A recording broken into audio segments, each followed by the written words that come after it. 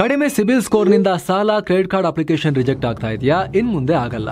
SBM Z credit card ಬಳಸಿ ಈಸಿಯಾಗಿ credit score ಅನ್ನ 750 ಗಿಂತ ಜಾಸ್ತಿ ಮಾಡ್ಕೋಬಹುದು. ಇದೊಂದು FD ಆಧಾರಿತ ಕಾರ್ಡ್. UPI ಬಳಸಿ ಕ್ರೆಡಿಟ್ ಕಾರ್ಡ್ ಬ್ಯಾಲೆನ್ಸ್ ಅನ್ನ ಖರ್ಚು ಮಾಡಬಹುದು.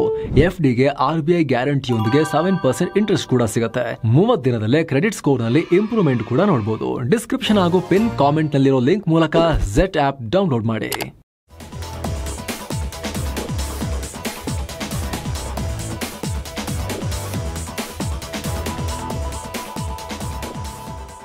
ಹಾಯ್ ಫ್ರೆಂಡ್ಸ್, ಇದು ಮಸ್ತ್ಮಗ.ಕಾಮ್ನ ಇಂಟರ್ನ್ಯಾಷನಲ್ ಬುಲೆಟಿನ್ ಸುತ್ತು ಜಗತ್ತು. ಸತತ 3 ವರ್ಷಗಳಿಂದ ಯುಕ್ರೇನ್ನ ಹುರಿದು ಮುಗ್ತಿರೋ ಪುಟಿನ್ ಈಗ ಹೊಸ ಭೀತಿ ಸೃಷ್ಟಿಸಿದ್ದಾರೆ. ಯುಕ್ರೇನ್ ಯುದ್ಧನ ಯುರೋಪ್ಗೂ ವ್ಯಾಪಿಸಿ 3ನೇ ಜಾಗತಿಕ ಯುದ್ಧಕ್ಕೆ ನಾಂದಿ ಹಾಡುವ ಹೊಸ್ತಿಲಲ್ಲಿದ್ದಾರೆ. ಪೋಲೆಂಡ್ ಬಳಿಕ ಇದೀಗ ನ್ಯಾಟೋ ರಾಷ್ಟ್ರ ರೊಮೇನಿಯಾಗೂ ಡ್ರೋನ್ ನುಗ್ಗಿಸಿದ್ದಾರೆ. 2ನೇ ವಿಶ್ವ ಯುದ್ಧದ ಬಳಿಕ ಮೊದಲ ಬಾರಿಗೆ ರಷ್ಯಾದ ಏರ್ ಅಸೆಟ್ ಒಂದು ರೊಮೇನಿಯಾ ಗಡಿ ನುಗ್ಗಿದೆ. ರಷ್ಯಾದ ಡ್ರೋನ್ ನಮ್ಮ ವಾಯು ಪ್ರದೇಶನ ಉಲ್ಲಂಘಿಸಿದೆ ಅಂತ ರೊಮೇನಿಯಾದ ರಕ್ಷಣಾ ಇಲಾಖೆ ಹೇಳ್ಕೊಂಡಿದೆ. ಅಲ್ಲದೆ ನಾವು ರೆಡಿ ಇದ್ದೀವಿ ಅಂತ ತನ್ನ 2 F-16 ಫೈಟರ್ ಜೆಟ್ಗಳನ್ನ ರೊಮೇನಿಯಾ ವಾಯು ಪ್ರದೇಶದಲ್ಲಿ ಹಾರಿಸಿದೆ. ನಮ್ಮ ಜೆಟ್ಗಳು ರಷ್ಯಾದ ಡ್ರೋನ್ ಅನ್ನ ಡಿಟೆಕ್ಟ್ ಮಾಡಿದ್ವು, ರಡಾರ್ನಿಂದ ಕಣ್ಮರೆಯಾಗೋವರೆಗೂ ಅದನ್ನ ಟ್ರ್ಯಾಕ್ ಮಾಡಿದ್ವು ಅಂತ ರೊಮೇನಿಯಾ ರಕ್ಷಣಾ ಇಲಾಖೆ ಹೇಳಿದೆ.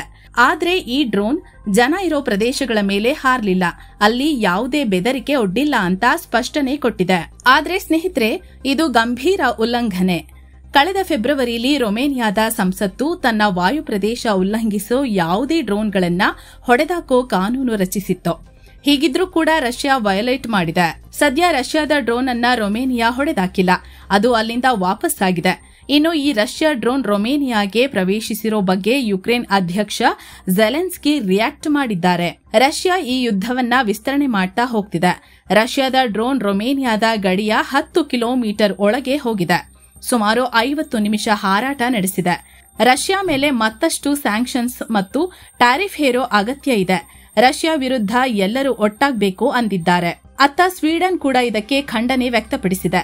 ಅಂದ್ಹಾಗೆ ರಷ್ಯಾದ ಡ್ರೋನ್ಗಳು ಇತ್ತೀಚೆಗೆ ನಮ್ಮ ವಾಯು ಪ್ರದೇಶದೊಳಗೆ ನುಗ್ಗಿತ್ತು, ಅದನ್ನ ಹೊಡೆದಾಕಿದ್ವಿ ಅಂತ ಪೋಲೆಂಡ್ ಹೇಳ್ಕೊಂಡಿತ್ತು. ಈ ಘಟನೆ ನಂತರ ನ್ಯಾಟೋ ಸದಸ್ಯ ರಾಷ್ಟ್ರಗಳು ಹೈ ಅಲರ್ಟ್ನಲ್ಲಿವೆ. ಜೊತೆಗೆ ನಾವು ನ್ಯಾಟೋದ ಈಸ್ಟರ್ನ್ ಫ್ಲಾಂಕ್ ಅನ್ನ ಅಂದ್ರೆ ರಷ್ಯಾವನ್ನ ನೇರವಾಗಿ ಫೇಸ್ ಮಾಡೋ ನ್ಯಾಟೋ ರಾಷ್ಟ್ರಗಳನ್ನ ರಕ್ಷಿಸ್ತೀವಿ ಅಂತ ಹೊಸ ಡಿಫೆನ್ಸ್ ಇನಿಷಿಯೇಟಿವ್ ಲಾಂಚ್ ಮಾಡಿವೆ. ಯುಕ್ರೇನ್ ಮತ್ತು ರಷ್ಯಾದ ಸಮೀಪವಿರೋ ನ್ಯಾಟೋ ರಾಷ್ಟ್ರಗಳಲ್ಲಿ ಫೈಟರ್ ಜೆಟ್ಗಳನ್ನ ತಂದು ನಿಲ್ಲಿಸೋಕೆ ಮುಂದಾಗಿವೆ.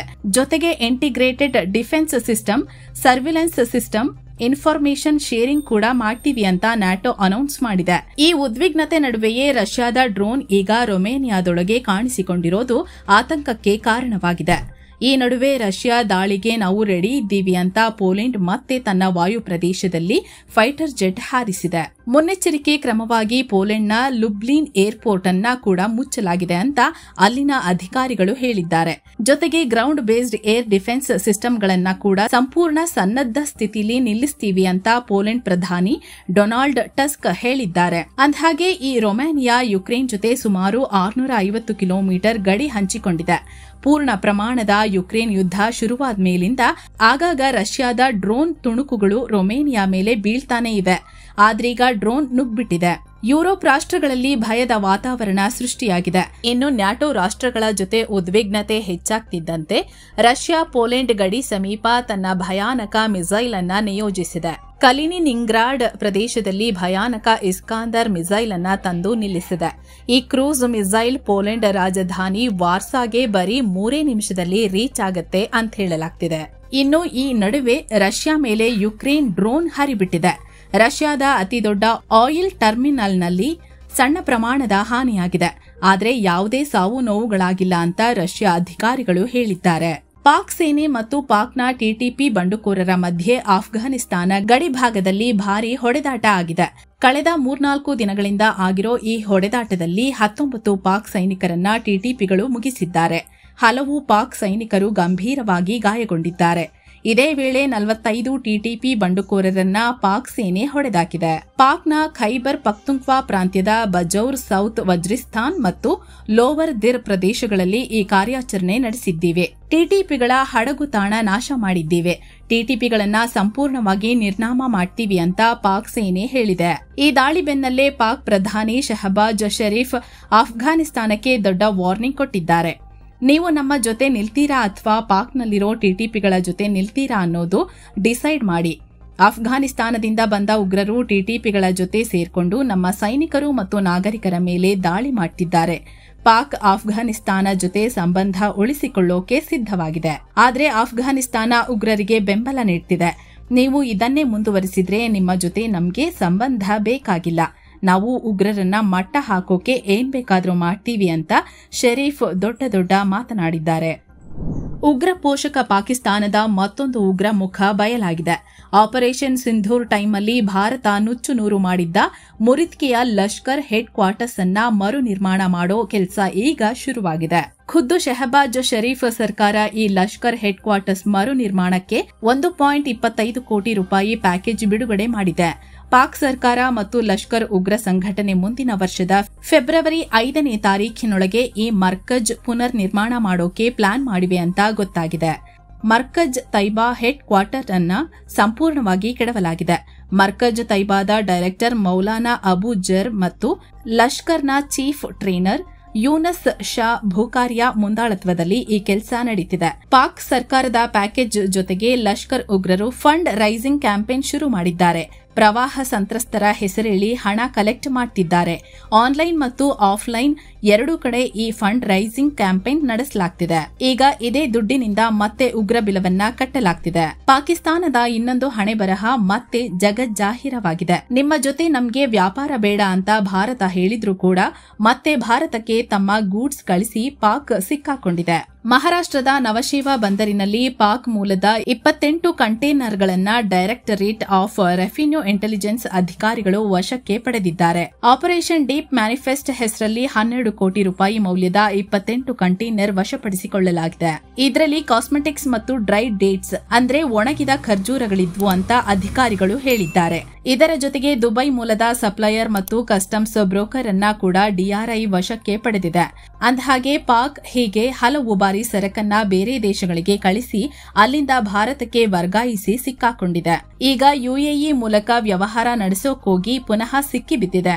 ಅಂದಹಾಗೆ ಪಹಲ್ಗಾಮ್ ಉಗ್ರ ದಾಳಿ ನಂತರ ಭಾರತ ಪಾಕ್ ಜೊತೆಗಿನ ನೇರ ಮತ್ತು ಪರೋಕ್ಷ ಎಲ್ಲ ರೀತಿಯ ವ್ಯಾಪಾರವನ್ನ ಬಂದ್ ಮಾಡಿದೆ. ಬ್ರಿಟನ್ ಒಳಗೆ ಬೃಹತ್ ವಲಸೆ ವಿರೋಧಿ ಪ್ರತಿಭಟನೆ ನಡೆದಿದೆ. 1.1 ಲಕ್ಷಕ್ಕೂ ಅಧಿಕ ಜನರು ಲಂಡನ್ನ ಬೀದಿಗಿಳಿದು ಪ್ರೊಟೆಸ್ಟ್ ಮಾಡಿದ್ದಾರೆ. ಬ್ರಿಟನ್ನಲ್ಲಿ ಬಲಪಂಥೀಯರಿಂದ ನಡೆದ ಅತಿದೊಡ್ಡ ಪ್ರತಿಭಟನೆ ಇದು ಅಂತ ಕರೆಸಿಕೊಳ್ತಿದೆ. ಈ ವೇಳೆ ಪೊಲೀಸರು ಮತ್ತು ಪ್ರತಿಭಟನಾಕಾರರ ನಡುವೆ ದೊಡ್ಡ ಘರ್ಷಣೆ ಉಂಟಾಗಿ ಕನಿಷ್ಠ 26 ಅಧಿಕಾರಿಗಳು ಗಾಯಗೊಂಡಿದ್ದಾರೆ ಅಂತ ವರದಿಯಾಗಿದೆ. ವಲಸೆ ವಿರೋಧಿ ಹೋರಾಟಗಾರ ಟಾಮಿ ರಾಬಿನ್ಸನ್ ಅನ್ನೂರ ನೇತೃತ್ವದಲ್ಲಿ ಈ ಪ್ರತಿಭಟನೆ ನಡೆದಿದೆ ಅಂತ ಲಂಡನ್ ಪೊಲೀಸರು ತಿಳಿಸಿದ್ದಾರೆ. ಇದಕ್ಕೀಗ ಟೆಕ್ ದಿಗ್ಗಜ ಎಲಾನ್ ಮಸ್ಕ್ ಕೂಡ ಎಂಟ್ರಿ ಕೊಟ್ಟಿದ್ದಾರೆ. ಬ್ರಿಟನ್ ಸಂಸತ್ತು ವಿಸರ್ಜನೆ ಮಾಡಿ ಅಲ್ಲಿನ ಸರ್ಕಾರ ಬದಲಾಯಿಸಿ, ಸರ್ಕಾರದ ನೀತಿಗಳ ವಿರುದ್ಧ ನೀವು ಹೋರಾಡಲೇಬೇಕು, ಮಾಡು ಇಲ್ಲವೇ ಮಡಿ ಅಂತ ಈ ಬಲಪಂಥೀಯರಿಗೆ ಕರೆ ಕೊಟ್ಟಿದ್ದಾರೆ. ಅಂದಹಾಗೆ ಬ್ರಿಟನ್ನಲ್ಲಿ ಆಶ್ರಯ ಅರಸಿ ಬರೋರ ಸಂಖ್ಯೆ ಇತ್ತೀಚೆಗೆ ಸಿಕ್ಕಾಪಟ್ಟೆ ಜಾಸ್ತಿಯಾಗಿದ್ದು ಇದು ರಾಜಕೀಯ ಗುದ್ದಾಟಕ್ಕೂ ಕಾರಣವಾಗಿದೆ. ವಲಸಿಗರು ಹೆಚ್ಚಾಗ್ತಿರೋ ಬಗ್ಗೆ ಅಲ್ಲಿನ ಜನರು ಚಿಂತೆಗೀಡಾಗಿದ್ದಾರೆ. ಇನ್ನ ಕೆಲ ದಿನಗಳ ಹಿಂದಷ್ಟೇ ಟ್ರಂಪ್ ಆಪ್ತ ಅಮೆರಿಕದ ಬಲಪಂಥೀಯ ಯುವ ನಾಯಕ ಚಾರ್ಲಿ ಕರ್ಕ್ರನ್ನ ಹತ್ಯೆ ಮಾಡಲಾಗಿತ್ತು.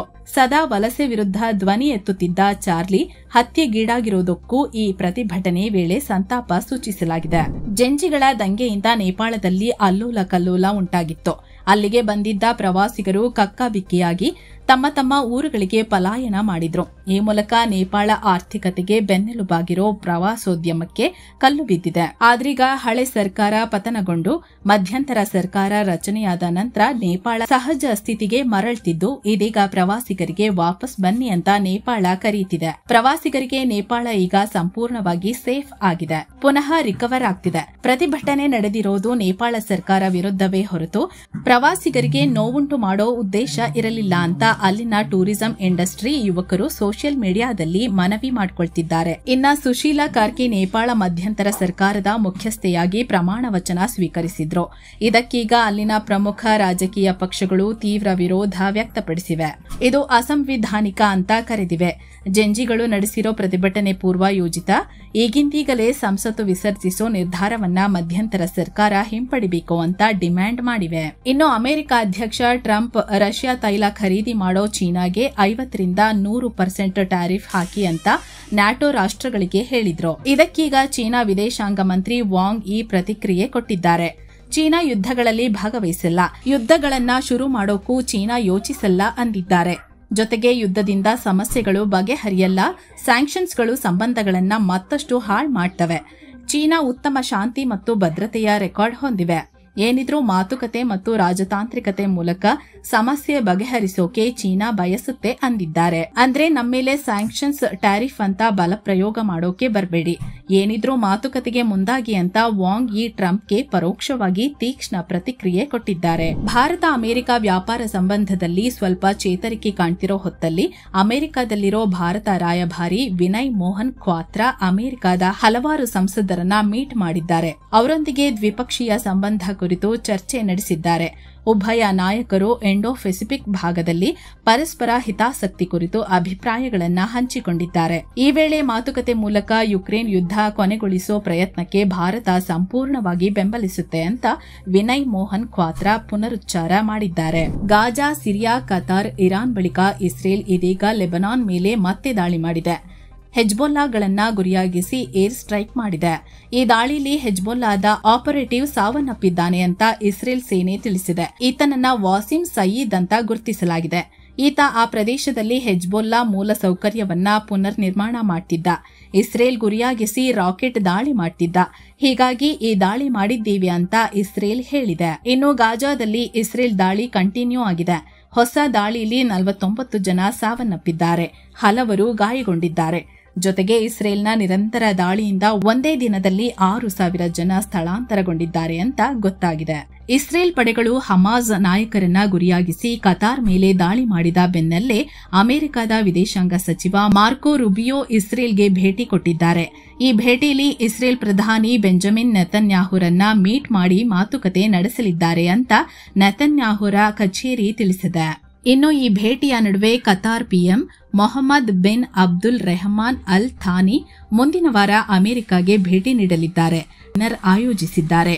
ಈ ಡಿನ್ನರ್ನಲ್ಲಿ ಮಿಡಲ್ ಈಸ್ಟ್ಗೆ ಅಮೆರಿಕದ ವಿಶೇಷ ರಾಯಭಾರಿ ಸ್ಟೀವ್ ವಿಟ್ಕಾಫ್ ಕೂಡ ಭಾಗಿಯಾಗ್ತಾರೆ ಅಂತ ಗೊತ್ತಾಗಿದೆ. ಈ ಮೂಲಕ ಅಮೆರಿಕ ಇಸ್ರೇಲ್ ಮತ್ತು ಕತಾರ್ ಜೊತೆ ತನ್ನ ಸಂಬಂಧವನ್ನ ಬ್ಯಾಲೆನ್ಸ್ ಮಾಡ್ತಿರೋದು ಇಲ್ಲಿ ಸ್ಪಷ್ಟವಾಗ್ತಿದೆ. ಅಮೆರಿಕದ ಬಲಪಂಥೀಯ ನಾಯಕ ಹಾಗೂ ಅಧ್ಯಕ್ಷ ಡೊನಾಲ್ಡ್ ಟ್ರಂಪ್ರ ಆಪ್ತನಾಗಿದ್ದ ಚಾರ್ಲಿ ಕರ್ಕ್ ಹತ್ಯೆ ಸಂಬಂಧ ಶಂಕಿತ ದಾಳಿಕೋರನ್ನ ಅರೆಸ್ಟ್ ಮಾಡಲಾಗಿದೆ. ಈತನನ್ನ 22 ವರ್ಷದ ಟೈಲರ್ ರಾಬಿನ್ಸನ್ ಅಂತ ಗುರುತಿಸಲಾಗಿದೆ. ಸದ್ಯ ಪೊಲೀಸರು ಈತನ ತನಿಖೆ ನಡೆಸುತ್ತಿದ್ದಾರೆ. ಇನ್ನ ಚಾರ್ಲಿ ಹತ್ಯೆ ವಿಚಾರವಾಗಿ ಆಘಾತಕಾರಿ ಮಾಹಿತಿ ಸಿಕ್ಕಿದೆ. ಚಾರ್ಲಿರನ್ನ ಹತ್ಯೆ ಮಾಡಲಾಗುತ್ತೆ ಅಂತ ಅಮೆರಿಕದ ಭದ್ರತಾ ತಜ್ಞ ಕ್ರಿಸ್ ಹೆರ್ಜೋಗ್ ಮೊದಲೇ ವಾರ್ನಿಂಗ್ ಕೊಟ್ಟಿದ್ರು ಅಂತ ದಿ ಮಿರರ್ ಸುದ್ದಿ ಮಾಧ್ಯಮ ರಿಪೋರ್ಟ್ ಮಾಡಿದೆ. ಇದರ ಪ್ರಕಾರ ಚಾರ್ಲಿ ತಮ್ಮ ಮುಂದಿನ ಯೂನಿವರ್ಸಿಟಿ ಈವೆಂಟ್ ವೇಳೆ ಅಗತ್ಯ ಸುರಕ್ಷತಾ ಕ್ರಮ ತೆಗೆದುಕೊಳ್ಳದೆ ಹೋದ್ರೆ 100% ಹತ್ಯೆಗೀಡಾಗ್ತಾರೆ ಅಂತ ಮಾರ್ಚ್ ತಿಂಗಳಲ್ಲೇ ಈ ಕ್ರಿಸ್ ಖುದ್ದು ಚಾರ್ಲಿ ಅವರಿಗೆ ಎಚ್ಚರಿಕೆ ನೀಡಿದ್ರು ಎನ್ನಲಾಗಿದೆ. ಎರ್ಡಾನ್ ಆಡಳಿತದ ಟರ್ಕಿ ಸರ್ಕಾರ ವಿರೋಧ ಪಕ್ಷದ ನಾಯಕರನ್ನ ಟಾರ್ಗೆಟ್ ಮಾಡೋದನ್ನ ಕಂಟಿನ್ಯೂ ಮಾಡಿದೆ. ಇದೀಗ ಭ್ರಷ್ಟಾಚಾರ ಕೇಸ್ನ ತನಿಖೆ ಅಂತೇಳಿ ಇಸ್ತಾಂಬುಲ್ನ ಬೈರಂಪಾಸ ಜಿಲ್ಲೆಯ ಮೇಯರ್ ಹಸನ್ ಮುಟ್ಲೂರನ್ನ ಅರೆಸ್ಟ್ ಮಾಡಿದೆ. ಜೊತೆಗೆ ಮುನ್ಸಿಪಾಲ್ನ 47 ಅಧಿಕಾರಿಗಳನ್ನ ಬಂಧಿಸಲಾಗಿದೆ. ಕೆರಿಬಿಯನ್ ದೇಶ ಹೈಟಿಯಲ್ಲಿ ಶಸ್ತ್ರಸಜ್ಜಿತ ಗುಂಪುಗಳು ದೊಡ್ಡ ದಾಳಿ ಮಾಡಿವೆ. ಪರಿಣಾಮ 40 ಜನ ಸಾವನ್ನಪ್ಪಿದ್ದಾರೆ. ಹೈಟಿಯ ಲಬೋಡ್ರಿ ಅನ್ನೋ ಕಡೆ ಈ ದಾಳಿಯಾಗಿದೆ. ತಮ್ಮ ಗ್ಯಾಂಗ್ನ ನಾಯಕನ ಹತ್ಯೆ ನಂತರ ಈ ಗುಂಪುಗಳು ಅಲ್ಲಿನ ಲಬೋಡ್ರಿ ಪ್ರದೇಶಕ್ಕೆ ಬೆಂಕಿ ಇಟ್ಟಿದ್ದು ಈ ಅನಾಹುತ ಆಗಿದೆ. ಇನ್ನು ಈ ದಾಳಿಗೆ ವಿಶ್ವಸಂಸ್ಥೆ ಪ್ರಧಾನ ಕಾರ್ಯದರ್ಶಿ ಆಂಟೋನಿಯೋ ಗುಟೆರೆಸ್ ಖಂಡನೆ ವ್ಯಕ್ತಪಡಿಸಿದ್ದಾರೆ. ಸೊ ಫ್ರೆಂಡ್ಸ್, ಇದಾಗಿತ್ತು ಇವತ್ತಿನ ಜಗತ್ತಿನ ಸುತ್ತಾಟ. ಮತ್ತೆ ಭೇಟಿಯಾಗ್ತಿರೋಣ. ನಮಸ್ಕಾರ.